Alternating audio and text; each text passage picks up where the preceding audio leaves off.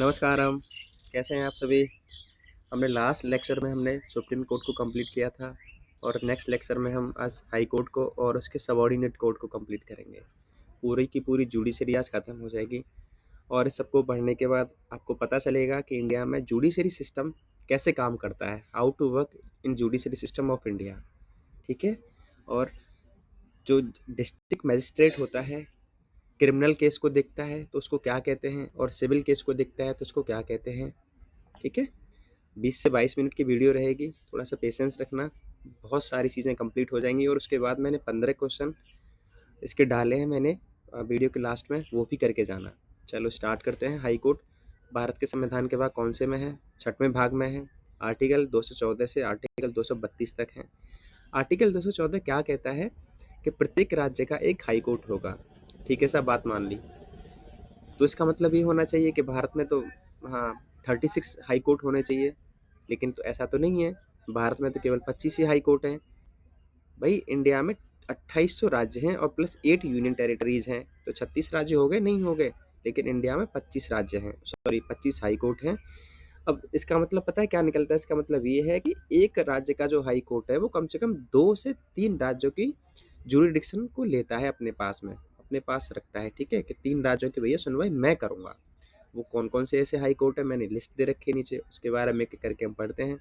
ठीक है, अच्छा, ये प्रावधान कब किया गया? 7वें संविधान संशोधन 1956 के तहत दो या दो से अधिक, दो या जस्ट ए मिनट, दो या दो से अधिक राज्यों को एक ही हाई कोर्ट होगा। कब कब लाया गया इसको? 7वें संविधान संशोधन 1956 के तहत। तो ये तो आपको संविधान संशोधन आपको याद रखना पड़ेगा। और अभी बस समझ लो क्लास को, मैं डाल दूंगा इसकी पीडीएफ, ठीक है, व्हाट्सएप पे, वहाँ से ज्वाइन कर लेना पीडीएफ को। चलो आगे बढ़ते हैं। यहाँ पे देखो कितने हैं, 1 2 3 4 5 6 और 7 हाई कोर्ट्स ऐसे हैं जो दो से अधिक राज्यों का जुरिडिक्शन अपने पास रखते हैं। कौन कौन से हैं? बॉम्बे हाई कोर्ट में कौन कौन आता है भाई? महाराष्ट्र आता है, आएगा ऑब्वियसली महाराष्ट्र, तो गोवा भी आता है, और दादरा नगर हवेली दमनदीप, दादरा नगर हवेली और दमनदीप। ठीक है, इसका मुख्यालय कहाँ है? इसका बॉम्बे है। बस केवल आप इतना याद रखो कि बॉम्बे हाई कोर्ट के अंदर कौन कौन से राज्य आते हैं। कैलकाटा हाई कोर्ट के अंदर कौन कौन सा आता है? पश्चिम बंगाल तो आएगा ही आएगा। उसके बाद A&N, अंडमान निकोबार द्वीप समूह। ओके, गुवाहाटी असम का कहाँ है? असम तो आता ही आता है। देखो नॉर्थ ईस्ट के 3, मैं फिर से रिपीट कर रहा हूँ, नॉर्थ ईस्ट के 3 स्टेट्स को अपने जुरिडिक्शन में लेता है, नागालैंड, मिजोरम और अरुणाचल प्रदेश। 3 राज्यों की सुनवाई कहाँ होती है? गुवाहाटी। कहने का मतलब ये है कि अरुणाचल प्रदेश का कोई व्यक्ति अगर किसी को केस करना है हाई कोर्ट में, तो कहाँ जाएगा? वो जाएगा असम के हाई कोर्ट में। तो कितना कॉस्टली, आप समझ रहे हो कितना कॉस्टली है उसको भाई जस्टिस मिलेगा, जस्टिस प्राप्त होगा, उम्र ही निकल जाएगी उसकी, तो इतने सारा पैसा लग जाएगा ना, अरुणाचल से चलेगा यहाँ केस लड़ने के लिए। इसलिए थोड़ा सा आज भारत की व्यवस्था में थोड़ा सा कॉस्टली है न्याय प्राप्त करना। ठीक है, वो थ्योरी की बात है, हमें केवल यहाँ फैक्ट देखने हैं और समझना है कि कैसे वर्क करती है जुडिशरी। पंजाब और हरियाणा का जो हाई कोर्ट है वो कहाँ है? चंडीगढ़। और ये कहाँ रहता है? चंडीगढ़ में, चंडीगढ़ केंद्र शासित प्रदेश में। ठीक है, केरला को का जो हाई कोर्ट है वो कौन से, किसको चुनता है, कौन से स्टेट को आता है? लक्षद्वीप भी उसके साथ आता है। कहाँ पे है? एर्नाकुलम में है। मद्रास हाई कोर्ट कहाँ पे है? तमिलनाडु। और एक किसको भी लेता है? पौंडीचेरी को। देखो 4 पौंडीचेरी हैं, पर जो तमिलनाडु के पास जो पौंडीचेरी है ना, ये उसके अंतर्गत आता है, मद्रास हाई कोर्ट के अंदर। और जम्मू कश्मीर और लद्दाख के अंदर, तो आप देखो 2019 में जब ये दोनों स्टेट को यूटीज बनाया गया, तो जम्मू कश्मीर और लद्दाख का कहाँ पे है? जम्मू कश्मीर और लद्दाख में। ठीक है, तो ये है मेन आपको बस एक बारी ना थोड़ा सा सरसरी नज़र में देख लेना, कहीं आप पता चले कि पूरे के पूरे 36 ही हाईकोर्ट बता दो कथन और रीजनिंग वाले क्वेश्चन में। इसलिए मैंने कॉन्सेप्ट बताया आपको, और ये प्रावधान भी प्लीज़ याद रखना, साथ में संविधान संशोधन 1956 से। ठीक है, चलो नेक्स्ट। अब क्या है, जैसे हमने सुप्रीम कोर्ट में पढ़ा था कि एससी के जज का रिमूवल कैसे होता है, सुप्रीम कोर्ट के जज का भाई इस्तीफा कैसे दिया जाता है, इसकी नियुक्ति कौन करता है, इसके वेतन भत्ते कौन निर्धारित करता है, इसकी सैलरी कहाँ से मिलती है, इसकी पेंशन कौन देता है, ये सब जैसे हमने सुप्रीम कोर्ट में पढ़ा ऐसे हम हाई कोर्ट में पढ़ते हैं। तो मैंने लिखा है क्या, जो हाई एससी का मतलब होता है हाई कोर्ट, तो एससी के जज का जो रिमूवल होता है वो सेम तरीके से होता है जैसे सुप्रीम कोर्ट के जज का रिमूवल होता है। मैंने आपको पूरा प्रोसेस बताया था कि कैसे सुप्रीम कोर्ट के जज का रिमूवल होता है, तो सेम वे में ही होता है हाई कोर्ट के जज का भी रिमूवल, ठीक है। लेकिन यहाँ एक प्रावधान है नीचे, दूसरा पॉइंट जो मैंने लिखा है कि जो हाई कोर्ट में जो एमिनेंट जूरिस्ट है, मतलब प्रख्यात न्यायविद, माने कोई प्रोफेसर है, कोई न्यायविद है भाई बड़ा, तो सुप्रीम कोर्ट में तो राष्ट्रपति क्या करते थे, इस प्रख्यात न्यायविद को बना सकते थे जज बना सकते थे, लेकिन ऐसा प्रावधान ना हाई कोर्ट के अंतर्गत नहीं है। बात समझ आ गई, ठीक है, इसको आप ध्यान रखिएगा। अब क्वालिफिकेशन की बात कर लेते हैं कि हाई कोर्ट में जज बनने के लिए किसी व्यक्ति के पास में कौन कौन सी योग्यता होनी चाहिए। तो क्या क्या योग्यता होनी चाहिए, 10 साल तक तो लोअर जुडिशरी में जज रहा हो। लोअर जुडिशरी का मतलब समझ रहे हो, ये सत्र न्यायालय होते हैं आपके, जिला न्यायालय होते हैं, यहाँ 10 साल तक जज रहा हो, या फिर हाई कोर्ट में 10 साल तक वकील रहा हो, ठीक है। तो दो क्या है, ये क्वालिफिकेशंस हैं हाई कोर्ट में जज बनने के लिए। इसकी ओथ कौन दिलाता है, शपथ, देखो राज्यपाल, शपथ कौन दिलाता है, बड़ा इंटरेस्टिंग है, यही कंफ्यूज होता है कि शपथ कौन दिलाता है, राज्यपाल दिलाता है, जबकि नियुक्ति कौन कर रहा है भाई, प्रेसिडेंट कर रहा है। इस्तीफा भी कौन लेगा, प्रेसिडेंट को ही लेगा।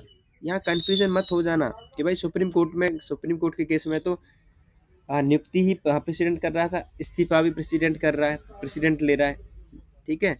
लेकिन हाई कोर्ट में उल्टा है, हाई कोर्ट में और सॉरी ओथ भी सुप्रीम कोर्ट में कौन दिला रहा है, प्रेसिडेंट दिला रहा है, लेकिन हाई कोर्ट में उल्टा हो रहा है, ओथ कौन दिला रहा है, राज्यपाल दिला रहा है, जबकि नियुक्ति और इस्तीफा किसको देगा, प्रेसिडेंट को देगा, राष्ट्रपति को देगा, ठीक है, मेंशन कर लेना। और सुप्रीम कोर्ट में एज कितनी थी, 65 ईयर थी, यहाँ कितनी है, रिटायरमेंट एज 62 साल है एज है। चलो एक और इंटरेस्टिंग पॉइंट क्या है कि जो सैलरी होती है ना, सैलरी मतलब ऑन ड्यूटी जज, भाई जज के जो वेतन मिलता है उसको सैलरी बोलते हैं, और जो रिटायरमेंट के बाद जो पैसा मिलता है उसको पेंशन बोलते हैं, ओके। तो जब ऑन ड्यूटी कोई जज है, मतलब सैलरी जब मिल रही है, तब सैलरी कहाँ से मिलेगी, देखो राज्य का जज है, हाई कोर्ट का जज है, लेकिन सैलरी मिलेगी भैया केंद्र के कंसोलिडेटेड फंड ऑफ इंडिया से, केंद्र की संचित निधि से। कहाँ से मिलेगी, कंसोलिडेटेड फंड ऑफ इंडिया को क्या कहते हैं हिंदी में, संचित निधि, केंद्र की संचित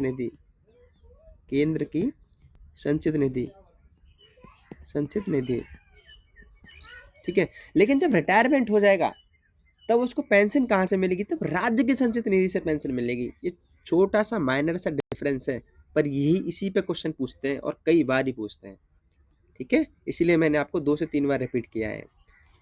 चलो अब पावर्स ऑफ हाई कोर्ट, देखो सेम पावर्स होती हैं जैसे मैंने आपको वहाँ लिखाई थी सुप्रीम कोर्ट में, अपीलेट जुरिडिक्शन, अपीलीय अधिकार, और क्या नाम है, एडवाइस जुरिडिक्शन आपका, रेड जुरिडिक्शन आपका सेम होती है, लेकिन यहाँ एक फ़र्क है इसकी पावर में, सुप्रीम कोर्ट की पावर और हाई कोर्ट की पावर में। क्या फ़र्क है कि भाई सुप्रीम कोर्ट कौन से आर्टिकल से रेट प्रदान करता है, आर्टिकल 32 के तहत, ठीक है। और हाई कोर्ट में कौन से आर्टिकल के तहत जाएंगे, अगर मान लो हमारी मूल अधिकार का हनन होता है तो हम हाई कोर्ट में कौन से आर्टिकल के तहत जाएंगे, आर्टिकल 226 के तहत, 226 के अंडर, ओके, ठीक है। पहला पॉइंट ये समझ आ गया आपको। दूसरा पॉइंट क्या है, दूसरा पॉइंट ये है कि ये क्या लिखा है कि हाई कोर्ट एससी की जो रिट होती है, रिट उसका मूल अधिकार और अन्य कानूनी बात, मतलब समझ रहे हैं इसका मतलब ये है कि भाई सुप्रीम कोर्ट से बड़ा क्षेत्र है सुनवाई करने के लिए। आई रिपीट, जो सुप्रीम कोर्ट होता है, सुप्रीम कोर्ट केवल और केवल किस पे सुनवाई कर सकता है, रिट पे सुनवाई कर सकता है, मूलाधिकारों पे सुनवाई कर सकता है, पहली बात। हाई कोर्ट मूलाधिकारों के साथ साथ प्लस मैंने लिखा है अन्य कानूनी केसेस पर भी सुनवाई कर सकता है, इसीलिए सुनवाई करने का अधिकार हाई कोर्ट का ज़्यादा बड़ा है कंपैरिजन में सुप्रीम कोर्ट से। तो मैं नीचे लिख देता हूँ यहाँ पे आपको, हाई कोर्ट का सुनवाई का अधिकार, हाई कोर्ट का स्कोप बड़ा है किससे, सुप्रीम कोर्ट से, ठीक है। हमेशा ध्यान रखिएगा, मैं फिर से रिपीट कर रहा हूँ, नहीं समझ आया हो तो सुप्रीम कोर्ट में केवल सुनवाई का अपनी रिट के माध्यम से कोई करता है व्यक्ति, लेकिन हाई कोर्ट क्या कह रहा है कि भैया हम तो आपको रिट के माध्यम से भी आपकी सुनवाई करेंगे, पहली बात। दूसरी बात, अन्य कोई कानूनी और कोई केस भी होगा, कोई क्रिमिनल केस भी होगा, कोई कुछ भी होगा, ठीक है, हम उसको भी सुनेंगे आपका। तो सुनवाई का अधिकार का क्षेत्र किसका बड़ा हो गया? हाई कोर्ट का, जबकि हाई कोर्ट छोटा होता है सुप्रीम कोर्ट से, ठीक है। ये खासियत है इंडियन जुडिशरी की। बात क्लियर है? चलो, अब हाई कोर्ट के मेन जो मुख्य मुख्य आर्टिकल हैं जो याद करने हैं, मैं इस पर बता देता हूँ कौन कौन से वो आपको याद करने पड़ेंगे। पहले ही आपको याद करना है आर्टिकल 214 क्या कहता है कि प्रत्येक राज्य का एक उच्च न्यायालय होगा, 214, ठीक है।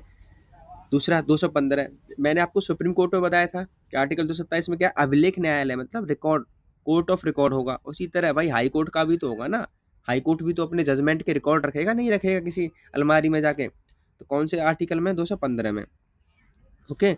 उसके बाद में आपका मेन आर्टिकल क्या है? 218, ये क्या है? शपथ ओथ के लिए जाती है, यहाँ ओथ वाला है 218 में, ठीक है। मुख्य न्यायाधीश और न्यायाधीश पर लागू शपथ होती है। उसके बाद में आपको 221, 222 मेन है क्या है? 222 ट्रांसफर होता है, उच्च न्यायालय के न्यायाधीशों का ट्रांसफर, स्थानांतरण, कौन से आर्टिकल कहते हैं? 222 के तहत में, ठीक है। 224, 224 क्या है?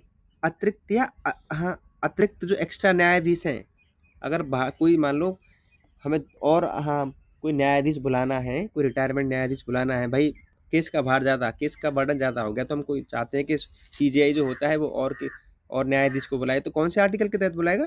224 के तहत, ठीक है। और ये आर्टिकल 224 ये याद रखना, वही है, बस एक क्लॉज में डाल दिया है। आर्टिकल 226 मैंने आपको ऊपर समझाया है, उच्च न्यायालय को रिट जारी करने की शक्ति कहाँ से है? 226, और सुप्रीम कोर्ट में कहाँ से मिलती है? आर्टिकल 32 के तहत, ठीक है। आर्टिकल 227 प्लीज याद रखना, क्या लिखा है कि अधीनस्थ न्यायालयों पर पर्यवेक्षण की शक्ति। अरे पर्यवेक्षण हिंदी में लिख, क्लिष्ट वर्ड है, इंग्लिश में पता है क्या? सुपरविजन।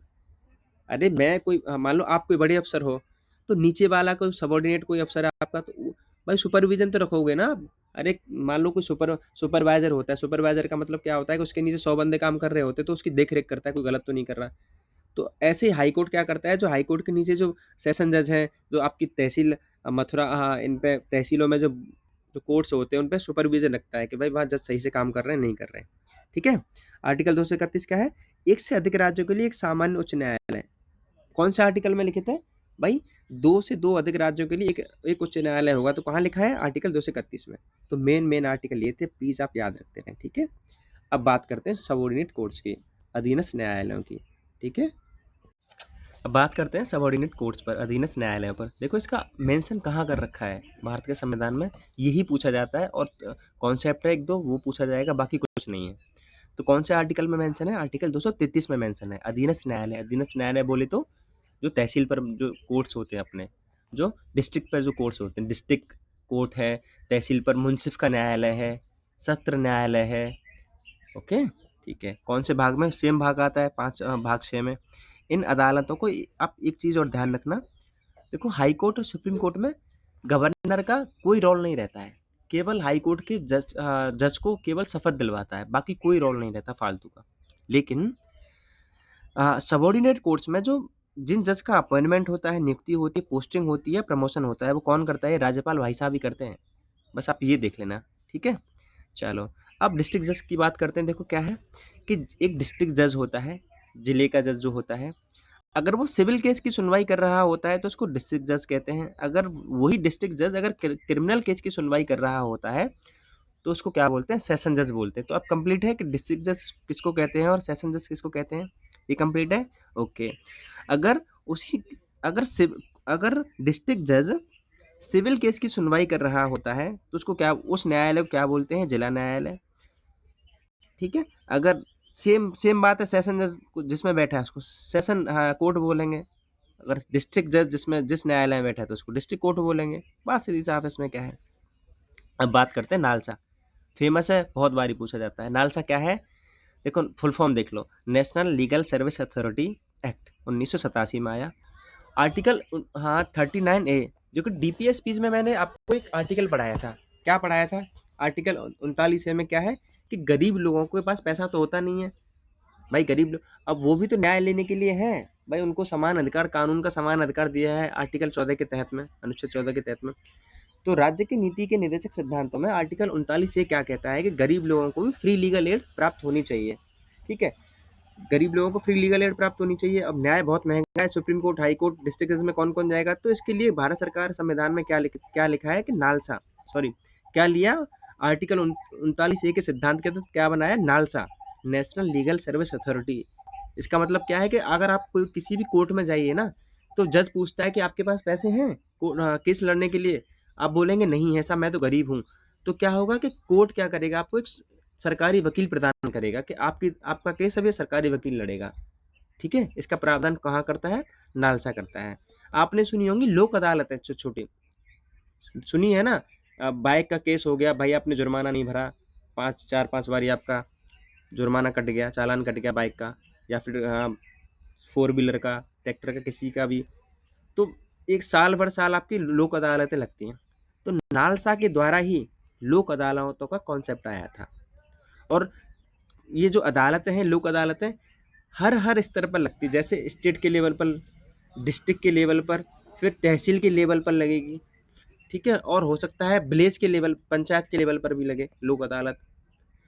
क्यों लग रही हैं, क्योंकि भाई एक आम आदमी को जो जस्टिस है उसके डोर पर पहुंच जाए।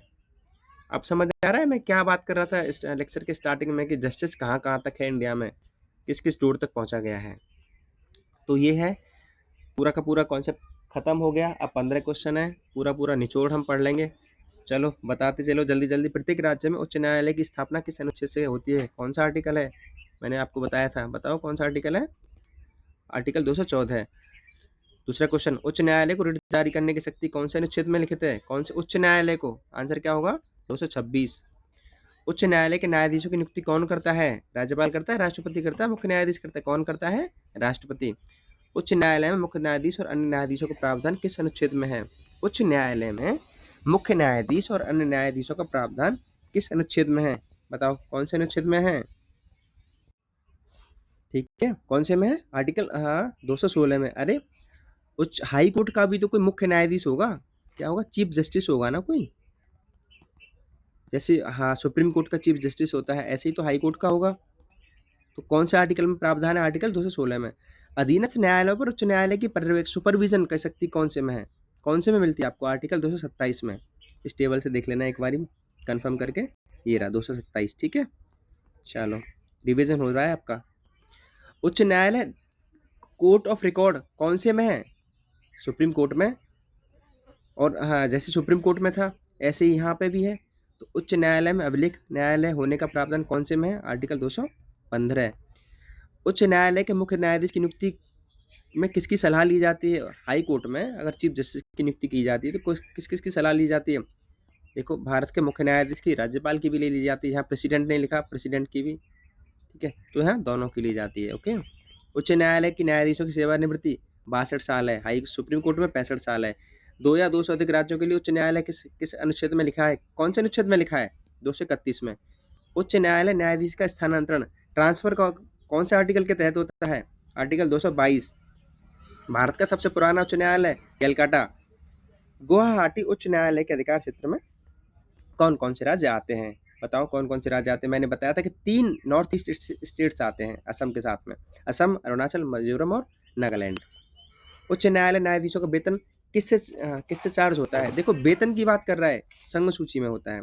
संघ सूची बोले तो सेंटर की जो लिस्ट होती है। सेवानिवृत्त उच्च न्यायालय न्यायाधीश की पेंशन कहाँ से होती है, पेंशन देख लो, वो राज्य से मिलेगी पेंशन, मैंने आपको पहले ही क्लियर किया था। उच्च न्यायालय के न्यायाधीशों को हटाने की प्रक्रिया भाई सेम होता है, रिमूवल मैंने बताया था संसद के विशेष बहुमत से। ठीक है, छोटी सी वीडियो थी, ये पूरा का पूरा जुडिशरी खत्म हो गई है। मिलते हैं नेक्स्ट वीडियो में, हैव अ गुड डे, जय हिंद।